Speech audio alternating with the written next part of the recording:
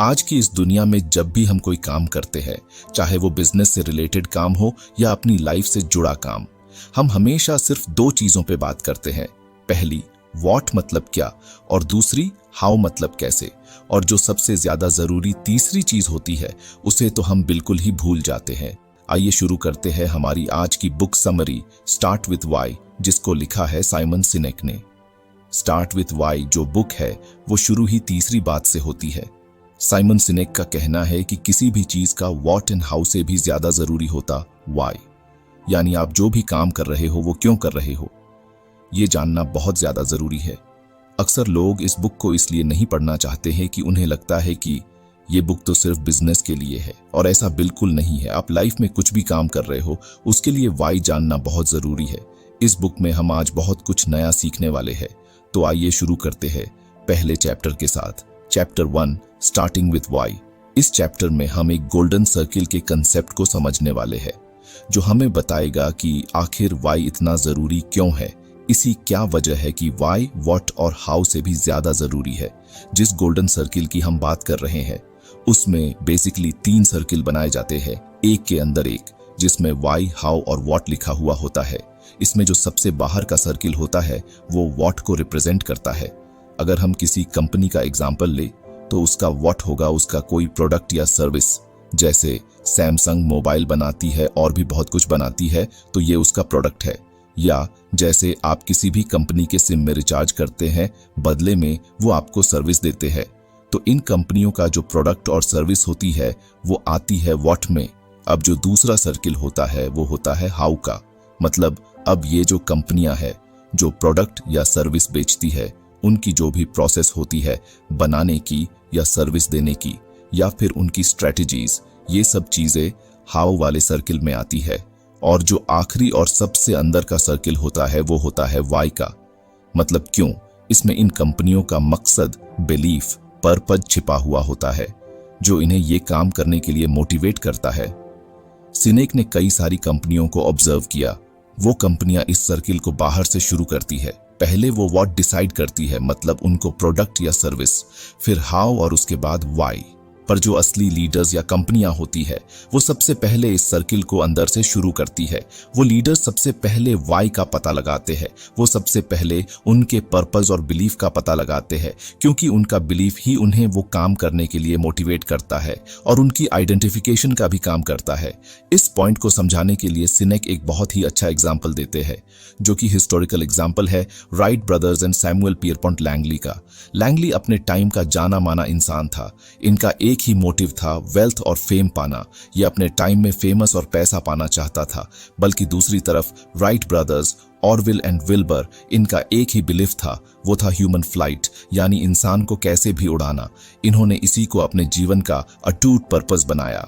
Langley के पास पैसों की कोई कमी नहीं थी और राइट ब्रदर्स के पास तो इतना पैसा भी नहीं था, पर असल में 1903 में पहली बार राइट ब्रदर्स ने ही उड़ान हासिल की।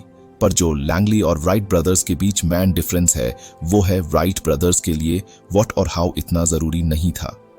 लैंगली के पास क्लियर एडवांटेज था, उसके पास रिसोर्सेज की भी कोई कमी नहीं थी। पर जो सबसे क्रूशियल पॉइंट है वो है कि राइट ब्रदर्स ने शुरू किया क्रिस्टल क्लियर वाई के साथ। उनके सामने कई सारी चुनौतियां आई, पर उनके पैशन के आगे टिक नहीं पाई। और ये इसलिए मुमकिन हो पाया क्योंकि उनका वाई उनके लिए ज्यादा इंपॉर्टेंस रखता था। ये हिस्टोरिकल एग्जाम्पल हमें इसी चीज को समझाने की कोशिश कर रहा है। सिनेक भी सिंपल सी बात समझाने की कोशिश कर रहे हैं। वाई की क्लियर समझ ही हमें सक्सेस दिलाने के लिए इंपॉर्टेंट है। और ये थियरी इस बात को भी इंपॉर्टेंस देती है कि सक्सेस पाने के लिए सुपीरियर प्रोडक्ट और सारे रिसोर्सेज से ज्यादा जरूरी होता है वाई को पहचानना। सिनेक ये कहते हैं कि जो लोग वाई के साथ शुरू करते हैं, लोग उनके साथ ज्यादा कनेक्ट कर पाते हैं। उनके पास एक यूनिक ताकत होती है लोगों के साथ इमोशनली कनेक्ट करने की, और वही जो इमोशनल कनेक्शन होता है वो लोगों को लॉन्ग टर्म तक उस कंपनी या ब्रांड से जुड़ा हुआ रखता है। सिनेक अपनी बात को अच्छे से समझाने के लिए एक प्रिंसिपल के बारे में बताते हैं, जिसे कहते हैं law of diffusion of innovation. इस लॉ की मदद से लोगों को उनके नए आइडिया और चीजों को अडॉप्ट करने के बेस पर हम अलग अलग ग्रुप में बांट सकते हैं। पहले होते हैं इनोवेटर्स, दूसरे होते हैं अर्ली अडॉप्टर्स, तीसरे होते हैं अर्ली मेजॉरिटी, चौथे होते हैं लेट मेजॉरिटी और लगार्ड्स। सिनेक बताते हैं कि जो इनोवेटर्स और अर्ली अडॉप्टर्स होते हैं वो वाई की डीप अंडरस्टैंडिंग से मोटिवेटेड रहते हैं। अगर आपको हमारी बुक समरी अच्छी लग रही है तो सब्सक्राइब करना न भूलें। वो लोग उस पर्पस, कारण या बिलीफ की ओर ज्यादा अट्रैक्ट होते हैं जो उस प्रोडक्ट या आइडिया का बेस है, और दूसरी तरफ बाकी सारे ग्रुप के लोग होते हैं उनके लिए पर्पस इतना मैटर नहीं करता, बल्कि वो किसी भी प्रोडक्ट के प्रैक्टिकल यूज, उसके फीचर या उसके बेनिफिट से इन्फ्लुएंस होते हैं। ये जानकारी बहुत ज्यादा क्रूशियल है किसी भी ऑर्गेनाइजेशन के लिए जो सक्सेस पाना चाहता है। वाई से शुरू करके लीडर्स ब्रॉडर ऑडियंस को अपील कर सकते हैं, और जो अर्ली अडॉप्टर्स हैं उनका मार्केट कैप्चर कर सकते हैं जो आपके लिए ज्यादा इंटरेस्ट और लॉयल्टी दिखाएंगे। ये चैप्टर कम्युनिकेशन के न्यूरोलॉजिकल एस्पेक्ट पर भी बात करता है। सिनेक हमें लिम्बिक ब्रेन के बारे में भी बताते हैं जो कि हमारे इमोशन, ट्रस्ट और डिसीजन मेकिंग में बहुत जरूरी होता है। ब्रेन का ये हिस्सा वाई से शुरू होने वाले क्वेश्चंस को स्ट्रांगली रिस्पॉन्ड करता है क्योंकि ये हमारे इमोशन को इफेक्ट करते हैं। और अगर हम इसके अलावा नियोकॉर्टेक्स की बात करें तो ये हमारी लैंग्वेज, एनालिटिकल थॉट और ह्यूमन बिहेवियर को ज्यादा इन्फ्लुएंस करता है। ये जो न्यूरोलॉजिकल पर्सपेक्टिव सिनेक ने यूज किया ताकि इसका साइंटिफिक प्रूफ भी मिल सके, यानी वो बताए है कि अगर कोई मैसेज वाई से शुरू हो रहा है तो लोग उससे ज्यादा डीपली कनेक्ट कर पाते हैं। जब कोई भी कंपनी या लीडर अंदर से बात करते हैं या जब वे अपने बिलीफ से बात शुरू करते हैं, जिससे लिम्बिक ब्रेन एक्टिव हो जाता है और विश्वास और कनेक्शन की भावना को बढ़ावा देता है। और जो नियोकॉर्टेक्स है वो व्हाट और हाउ की इंफॉर्मेशन को प्रोसेस करता है और डिसीजन और बिहेवियर के लिए रिस्पॉन्सिबल होता है। न्यूरोसाइंस सिनेक की थीसिस में गहराई से इफेक्ट करती है क्योंकि इससे हम हमारे ब्रेन के बारे में भी अच्छे से समझ सकते हैं। Chapter 2, the power of why. इस चैप्टर में हम बात करेंगे उस पावर के बारे में जो किसी कंपनी या किसी एक इंसान को भी इंस्पायर कर सकती है। हमने ऑलरेडी पहले चैप्टर में साइकोलॉजिकल इंसाइट के बारे में बात कर ली है। वाई की पावर को दिखाने के लिए सिनेक एक एग्जाम्पल देते हैं।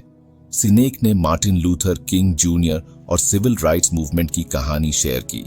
किंग ने और उनके एक मिनिस्टर ने सिर्फ सपना ही नहीं देखा, बल्कि न्याय, समानता और बेहतर भविष्य को पाने में उनका एक गहरा विश्वास भी था। उन्होंने एक आई हैव अ ड्रीम नाम की स्पीच दी थी। इसमें सिर्फ पॉलिसी प्रपोजल या स्ट्रेटेजिक प्लान ही नहीं थे, बल्कि उसमें उनके सारे कोर बिलीफ और उन्हें फॉलो करने वाले लोगों की आकांक्षाएं भी थीं।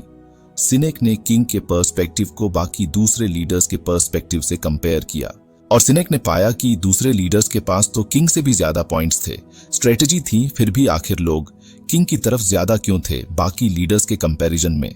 तो इसकी वजह सिनेक बताते वो है वाई से शुरू करना की कैपेसिटी ने उन्हें बाकी लीडर्स से अलग कर दिया। उनका मैसेज जाति धर्म से ऊपर उठकर लोगों के इमोशन के साथ जुड़ा रहा। किंग के पर्पस के साथ जुड़कर लोगों ने न सिर्फ आंदोलन में साथ दिया, बल्कि वे अपनी वैल्यू और बिलीफ शेयर कर रहे थे।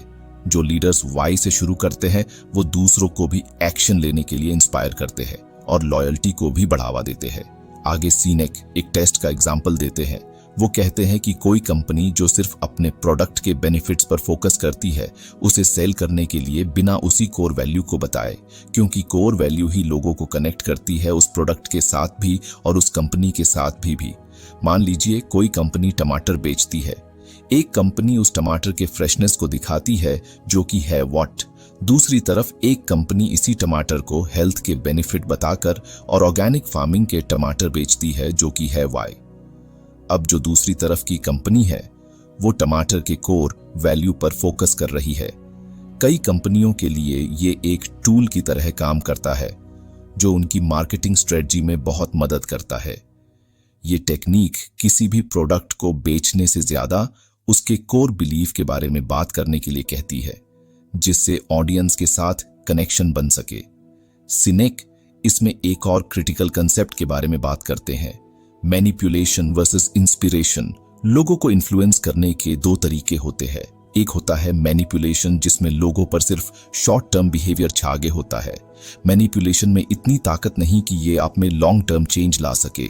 इसके लिए सबसे अच्छा, वैल्यूएबल और जेन्युइन तरीका है इंस्पिरेशन। इसके लिए सिनेक साउथ अफ्रीकन एयरवेज फ्लाइट 295 की स्टोरी शेयर करते हैं। 1985 में उनका एक प्लेन क्रैश हो गया था, जिससे एयरलाइन को क्राइसिस भी झेलना पड़ा था ट्रेजेडी के चलते। सिनेक यहाँ दो तरह की अप्रोच बताते हैं, एक तो वॉट वाली जिसमें ये सिर्फ क्रैश की इंफॉर्मेशन प्रोवाइड करा सकते हैं। दूसरी अप्रोच है कि लोगों की भलाई और सुरक्षा की कमिटमेंट पर फोकस रहना। आप ऐसा लेटर जारी करें जो डीपर वैल्यू और पर्पस को दिखाता हो, जो अफेक्टेड लोगों, फैमिलीज, एम्प्लॉई के साथ जुड़ा रहे। मैनिपुलेशन और इंस्पिरेशन के बीच के डिफरेंस को आसानी से समझा जा सकता है। मैनिपुलेशन टेक्निक सिर्फ कुछ टाइम के लिए ही फायदा दे सकती है, लेकिन इसमें ऑथेंटिसिटी की भी कमी होगी और सस्टेनेबल सक्सेस भी नहीं मिलेगी। जो लीडर्स और कंपनियां होती है वो इंस्पायर करती है, उनका एक क्लियर पर्पस होता है और वो इसी से आपका ट्रस्ट और लॉयल्टी भी जीतती है। अगर आपको हमारी बुक समरी अच्छी लग रही है तो सब्सक्राइब करना न भूले। ये चैप्टर हमें डिसीजन मेकिंग में भी वाई का इंपॉर्टेंस दिखाता है। सिनेक कहते हैं कि जब भी लोग अपनी वैल्यूज और बिलीफ्स को ध्यान में रखकर कोई भी डिसीजन लेते हैं तो उन्हें वो डिसीजन अच्छा भी लगता है और इमोशनली सैटिस्फाइंग भी लगता है। लोग उन लीडर्स और ऑर्गेनाइजेशंस की ओर अट्रैक्ट होते हैं जो उनके वैल्यूज को शेयर करते हैं, क्योंकि लोगों को लगता है कि ये तो हमारे ही अच्छे के बारे में है। सिनेक इसे डिटेल में समझाने के लिए गोल्डन सर्किल इन पॉलिटिक्स का कंसेप्ट बताते हैं। उनका मानना है कि जो सक्सेसफुल पॉलिटिकल लीडर्स होते हैं वो वाई से शुरू करते हैं, जो उनके वैल्यूज और पर्पस को क्लियरली दिखाते हैं, जो कि वोटर्स के साथ कनेक्ट करते हैं, और ऐसा करके ये लीडर्स एक आंदोलन क्रिएट करते हैं। लोगों को सिर्फ कुछ पॉलिसीज के लिए नहीं बल्कि उनके पीछे छिपा पर्पस के कारण एकजुट होने के लिए इंस्पायर करते हैं। सिनेक इस चैप्टर का एंड ये कहकर करते हैं कि आपको अपने वाई को ढूंढने के लिए एक्शन लेना होगा। आपको अपने कोर वैल्यूज और बिलीव्स का पता लगाना होगा। लीडर्स इसी वाई को समझकर लॉयल्टी को जीतते हैं और आंदोलन बनाकर दुनिया बदलने की ताकत रखते हैं। Chapter 3 how bringing the why to life. Sinek 5 whys की टेक्निक को बताते हैं जिसका यूज अक्सर लोग प्रॉब्लम सॉल्विंग में करते हैं। आइडिया यह है कि मुद्दों की गहराई को जानने के लिए 5 बार वाई को पूछना। बार बार वाई को पूछकर कोई नॉर्मल इंसान या ऑर्गेनाइजेशन उन फंडामेंटल प्रिंसिपल का पता लगा सकते हैं जो उनके कामों में हेल्प करते हैं। इस चैप्टर में सिनेक वाई और हाउ की कंसिस्टेंसी को भी इंपॉर्टेंस देते हैं। सिनेक का मानना है कि किसी भी लीडर्स और ऑर्गेनाइजेशन को सक्सेस पाने के लिए गाइडिंग प्रिंसिपल यानी हाउ को कोर बिलीफ्स यानी वाई के साथ अलाइन करना पड़ेगा, और जब इन दोनों यानी वाई और हाउ की लेयर्स के बीच गैप ज्यादा होने लगती है तो लोगों के बीच विश्वास की कमी होने लगती है। लोगों में भ्रम बढ़ जाता है। वाई और हाउ को एक साथ अलाइन करने के लिए सिनेक एक एप्पल कंपनी का एग्जाम्पल देते हैं। कंपनी का वाई है अलग तरह से सोचना और भागदौड़ से अलग चलना, और उनका हाउ यूजर फ्रेंडली प्रोडक्ट्स बनाना है, साथ में नई टेक्नोलॉजी का यूज करके। वाई और हाउ के अच्छे कनेक्शन की वजह से ही एप्पल ने इतनी अच्छी सक्सेस पाई है। इस चैप्टर में सिनेक हाउ को भी अच्छे से समझते हैं। सिनेक 2 तरह के लीडर्स के बारे में बताते हैं। पहले वो जो अधिकार के साथ लोगों का नेतृत्व करते हैं, और दूसरे वो जो ऑथेंटिसिटी के साथ नेतृत्व करते हैं। जो लीडर्स अधिकार से नेतृत्व करते हैं वो लोगों को इन्फ्लुएंस करने के लिए उनके पद का यूज करते हैं, और दूसरी तरफ वो लीडर्स है जो ऑथेंटिसिटी के साथ नेतृत्व करते हैं और ये अपने काम, ट्रस्ट, बिलीफ से लोगों को इन्फ्लुएंस करते हैं। ऑथेंटिसिटी के साथ नेतृत्व को समझाने के लिए Sinek Herb Kelleher, the co-founder of Southwest Airlines, का एग्जाम्पल बताते हैं। कैलेहर ने न केवल कंपनी के पर्पस वाई के बारे में बताया बल्कि इसके वैल्यूज हाउ को भी जिया। उन्होंने एक कमिटमेंट करी positive and enjoyable workplace culture के लिए, और उन्होंने लो कॉस्ट ट्रैवल पर भी फोकस किया। हाउ और वाई को भी अच्छे से अलाइन किया। साउथवेस्ट एयरलाइंस न केवल अपने कम किराए के लिए बल्कि अपने मनोरंजन और कस्टमर सेंट्रिक अप्रोच के लिए भी जानी जाती है, जिसने इसे एयरलाइन बिजनेस में अलग बनाया। Chapter 4 what communicating the why. Sinek का कहना है कि कंपनी वाट पर बहुत ज्यादा फोकस करती है, यानी वो अपने प्रोडक्ट या सर्विस के बारे में ज्यादा फोकस करते हैं, बल्कि उन्हें अपने वाई पर ज्यादा फोकस करना चाहिए। अच्छे लीडर्स भी व्हाट से बचते हैं और उनके वैल्यूज, पर्पस और बिलीफ्स को ज्यादा जोर देते हैं। सिनेक ने टिपिंग पॉइंट की कंसेप्ट पेश की, जिसमें इस बात पर जोर दिया गया कि किसी आंदोलन या विचार को फैलाने के लिए इसे एक क्रिटिकल मास तक पहुंचना चाहिए। इसके लिए वाइड ऑडियंस तक वाई को इफेक्टिवली कम्युनिकेट करने की जरूरत है। राइट ब्रदर्स के एग्जाम्पल को यह समझाने के लिए दोबारा देखा गया है कि कैसे उनकी सफलता न केवल पावर्ड फ्लाइट हासिल करने में थी, बल्कि ह्यूमन फ्लाइट की संभावना में उनके विश्वास को इफेक्टिवली कम्युनिकेट करने में भी थी। इस चैप्टर में सिनेक कम्युनिकेशन में लैंग्वेज के इम्पैक्ट को भी बताते हैं। वो एक कंसेप्ट को बताते हैं जिसे कहते हैं inside out versus outside in. Inside out communication का मतलब है जब कोई ऑर्गेनाइजेशन प्रोडक्ट के प्रोसेस, फीचर और स्पेसिफिकेशन के बारे में बात करती है, और इसके उल्टे outside in communication customer perspective, need और एस्पिरेशन से शुरू होती है। सिनेक का कहना है कि successful organisation outside in communication को प्रायोरिटी देती है। सिनेक एप्पल के famous marketing campaigns think different का एग्जाम्पल देते हैं। अपने प्रोडक्ट्स की टेक्निकल स्पेसिफिकेशंस पर फोकस करने के बजाय एप्पल ने क्रिएटिविटी, इनोवेशन एंड आइडियल को चुनौती देने के वैल्यूज पर जोर दिया। यह कैंपेन क्लाइंट्स के साथ गहरे स्तर पर जुड़ गया, जिससे एप्पल की ब्रांड लॉयल्टी में योगदान हुआ। Chapter 5 putting it into practice, applying the why. Sinek 5C का कंसेप्ट बताते हैं, जो हमें पूरी फ्रेमवर्क बताता है कि कैसे हम वाई को प्रैक्टिस में ला सकते हैं। 5C के अंदर क्लैरिटी, डिसिप्लिन, कंसिस्टेंसी, ऑथेंटिसिटी और कोहेरेंस आते हैं। हर सी हमें वाई को लाने के लिए जरूरी है। इमेजिन कीजिए कि आप एक क्लब चला रहे हैं और आप चाहते हैं कि हर कोई यह जाने कि आपका क्लब क्यों अस्तित्व में है और इसका क्या मतलब है। क्लैरिटी, इसका मतलब है कि यह इंश्योर करना कि आपका क्लब ऑसम क्यों है। इस बारे में आपका मैसेज बहुत क्लियर और समझने में आसान होना चाहिए। आपके क्लब के लोग और बाहर के लोगों में इससे जुड़ा कोई कंफ्यूजन नहीं होना चाहिए। डिसिप्लिन, यह आपके क्लब के मुख्य विचारों पर लंबे समय तक टिके रहने जैसा है। भले ही चीजें मुश्किल हो जाएं या लोग चीजों को अलग तरीके से करने का सुझाव दें, आप अपने क्लब के पर्पस के प्रति सच्चे रहते हैं। कंसिस्टेंसी, इमेजिन कीजिए कि यदि आपके क्लब में सुपर फ्रेंडली होने जैसी कोई अच्छी थीम होती। कंसिस्टेंसी ये सुनिश्चित करने के बारे में है कि आपका क्लब जो कुछ भी करता है, जैसे क्लब के अंदर आप एक दूसरे से कैसे बात करते हैं से लेकर आप दूसरों को इसके बारे में कैसे बताते हैं तक, यह हर समय एक ही शांत एनवायरनमेंट जैसा है। ऑथेंटिसिटी, ऑथेंटिक होने का अर्थ है वास्तविक और सच्चा होना। अपने क्लब में यदि आप कहते हैं कि आप पूरी तरह टीम वर्क के बारे में हैं, तो आप वास्तव में उसी तरह काम करते हैं। ये सिर्फ एक शो नहीं है, आपका क्लब वास्तव में ऐसा ही है। ये ईमानदारी लोगों को आपके क्लब पर भरोसा करने में मदद करती है। कोहेरेंस, अपने क्लब में हर चीज को एक पजल की तरह एक साथ फिट करने के रूप में कोहेरेंस के बारे में सोचें।